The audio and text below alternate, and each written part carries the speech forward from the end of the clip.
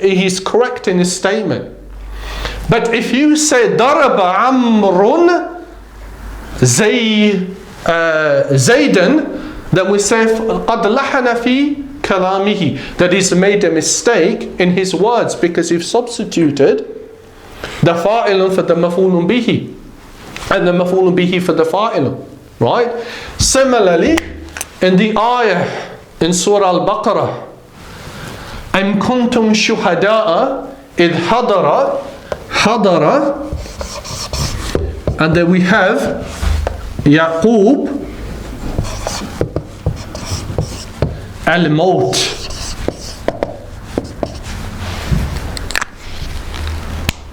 إِذْ حَضَرَ يَعْقُوب al-Maut. Ordinarily, in this type of sentence, which is a Jumlatun fi'liyatu, we have a fi'lun madin mabniyun ala al-fathi. Then ordinarily we have the fa'ilun Yaqub.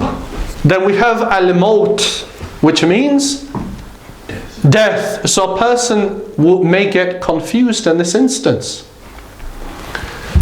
Hadara means he came to. How do we understand that Yaqub alayhi salam, Nabiyyun min anbiya'illah, that he could come to death? It's problematic, isn't it? Unless we do what? Change it around. Well, we're not going to change it because the ayah, Ya Muhammad, is that. So what do we do? The maf'ul bihi comes first. Yeah, so the ending is? The fatah. The ending is on Yaqub. إِذْ حَضَرَ يَعْقُوب ba. So Yaquba becomes the maf'ulun bihi, and al-maut becomes the fa'ilun. حَضَرَ يَعْقُوبَ al-mawtu. So now what does it mean? Death came for you. Right, death came to Yaqub alayhi salam rather than Yaqub came to death, because it could be interpreted to mean that he committed suicide, iyadhan billah, for somebody who doesn't know. Right? And similarly the ayah, إِنَّمَا يَخْشَى اللَّهَ مِنْ إِبَادِهِ الْعُلَمَاء. يَخْشَى اللَّهَ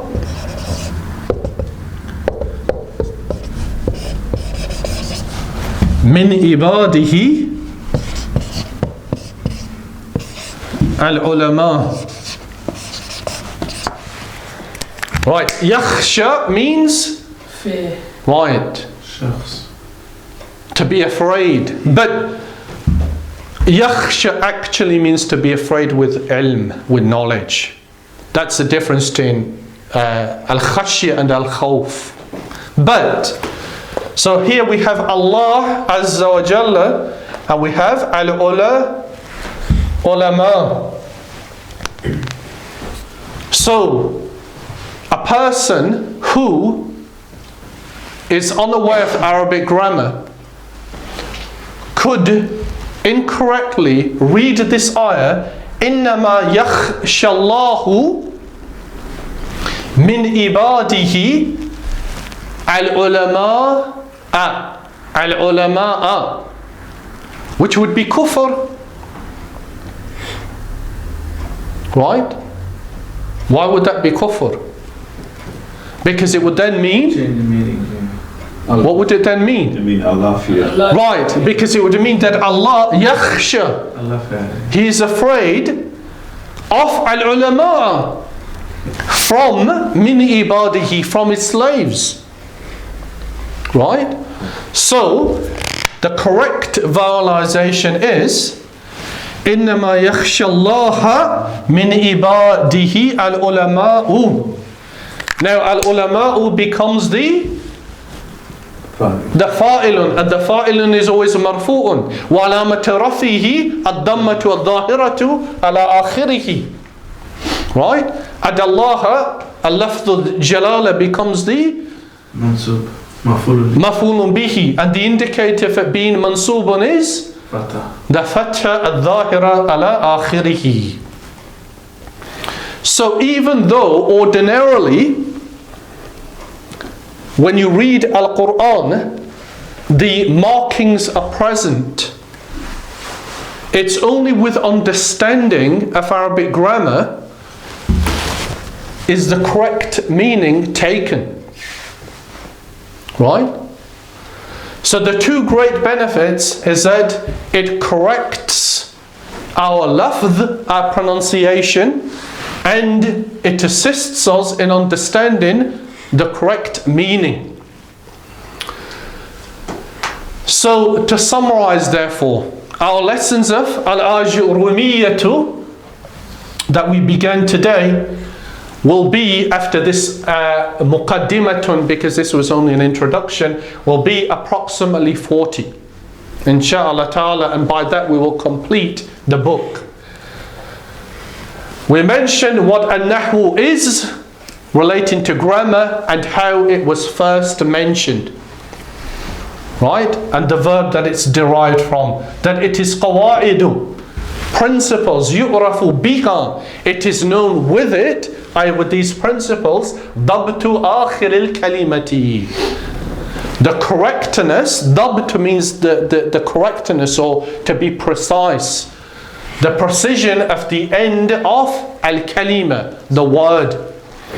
It affords us two great benefits, that is sawnu lisan al-khata'i fil kalami, to protecting our tongue from making mistakes in speech, and fahmul Qur'ani wa sunnah, and understanding al-Qur'ani wa sunnah, and in turn that leads to al-lafdhu wal-ma'na, assisting us in correcting and understanding these two matters.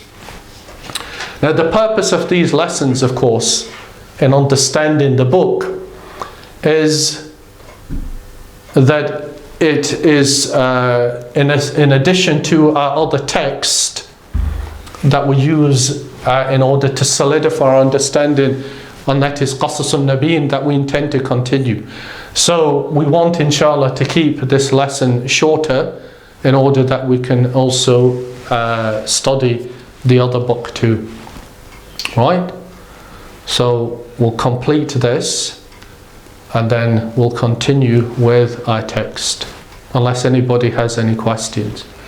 Just a quick question, because it's easy to make those, you know how you, the harakat, easy to make the mistake with the violence and maf'ulun bihi. Why is it in some Arabic text that they don't have the harakat? You know, they don't list the fatha, because it's easy to make a mistake if it's not there. That's correct, and the harakatu, right, the endings, they were only introduced, in fact it was mentioned, but it was actually introduced by Abu al-Aswad ad-Duwali, right, during his time. And the reason being is in order to ensure at least people read it correctly. However, as you've noted and as we mentioned before, that most Arabic texts don't have any markings, right? Or very few markings. And therefore, yes, a person could make a mistake, except the one who has knowledge of grammar and the language. So that's the reason why, in addition to these two matters, that we are studying Arabic in order that we can read the other texts too. But in terms of how do you know that you're not making a mistake, it's because of what you've learned from the language and its grammar. Yeah, but like you said in your introduction, there's not many people who study to this level to understand. So why isn't there books out there that almost enable you to make mistakes? Well, they don't enable you to make mistakes, but let me illustrate by way of example now. Right? Let me illustrate by way of example. Right? I'm going to write this sentence now. In fact, I'm not going to even write that. But I never intended to do that, right?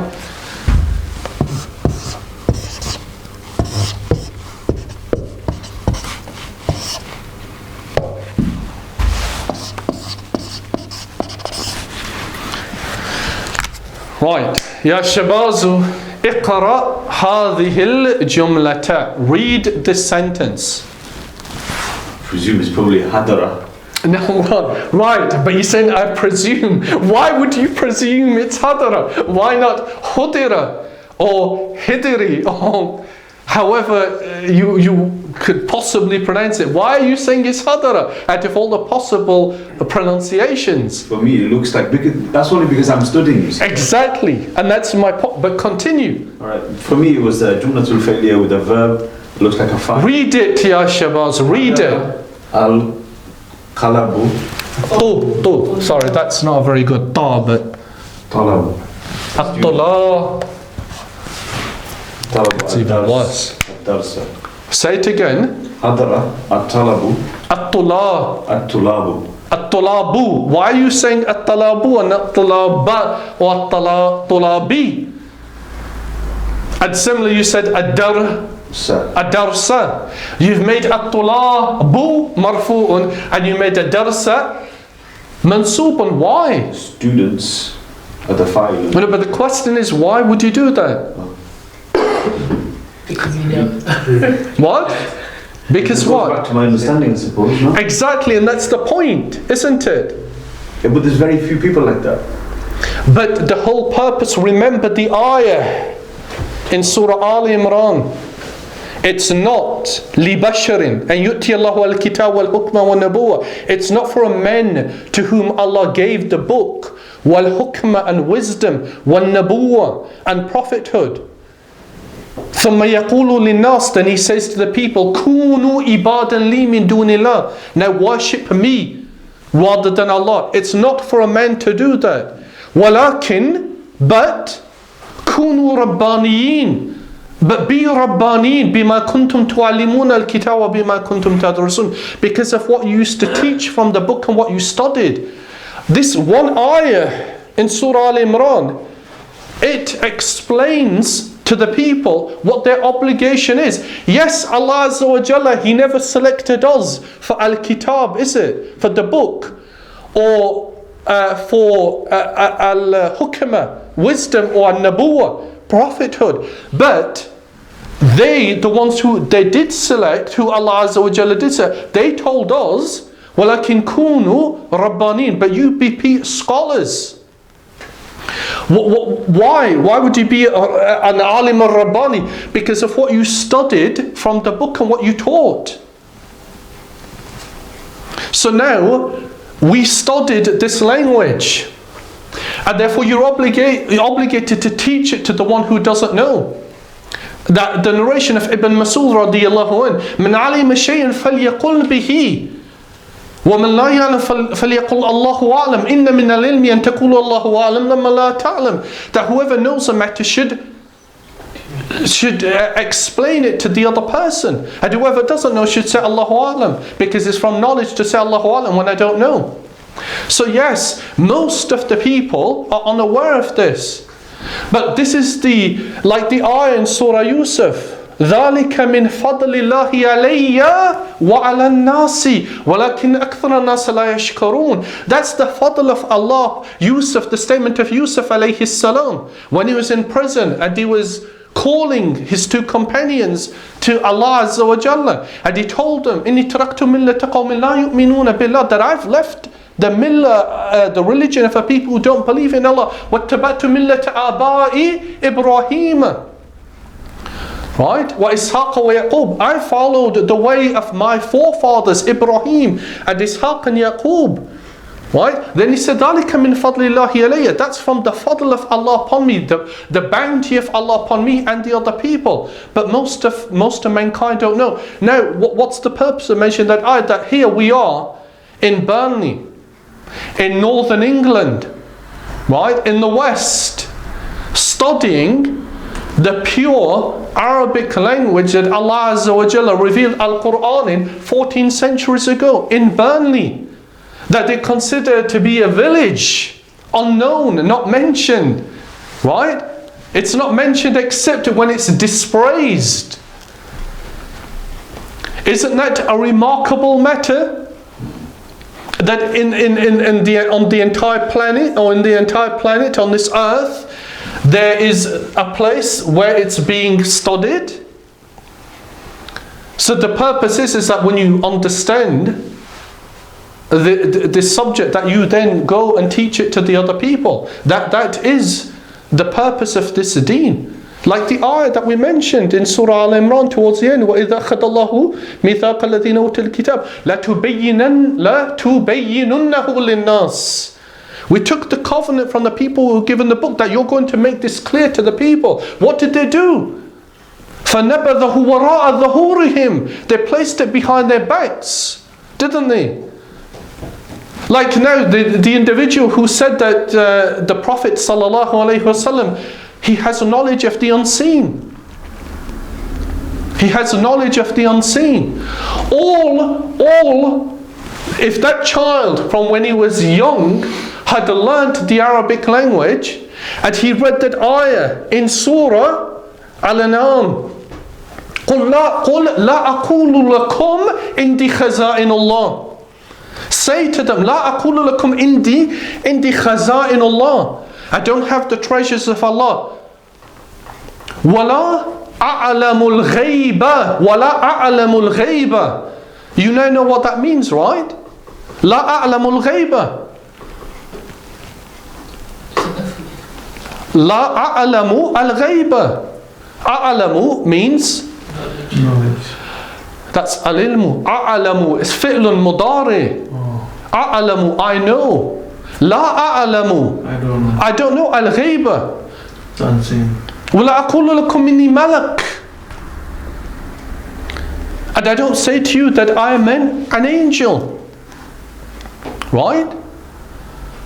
And in Surah Al-A'raf, Allah Azza wa Jalla said, that the Prophet sallallahu alaihi wasallam should say, لو كنت أعلم الغيب لاستخثرت من الخير وما مسني السوء.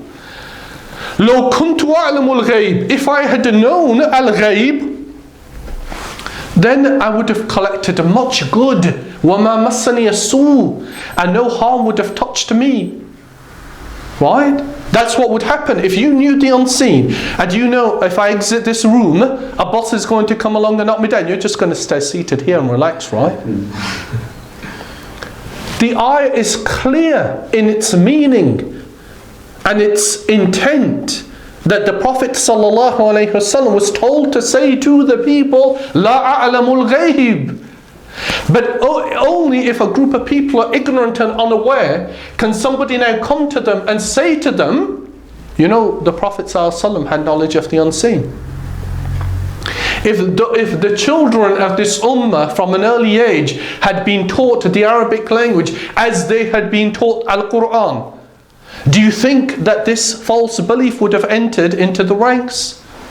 It wouldn't have entered, would they? Because the child would have said, but I've read, you say this, but I've read in Al-Quran, قُلْ لَا أَقُولُ لَكُمْ إِنْدِي خَزَائِنُ اللَّهِ وَلَا أَعْلَمُ الْغَيْبِ. That would have been their response. I'm not sure we've gone to this subject, but the point is that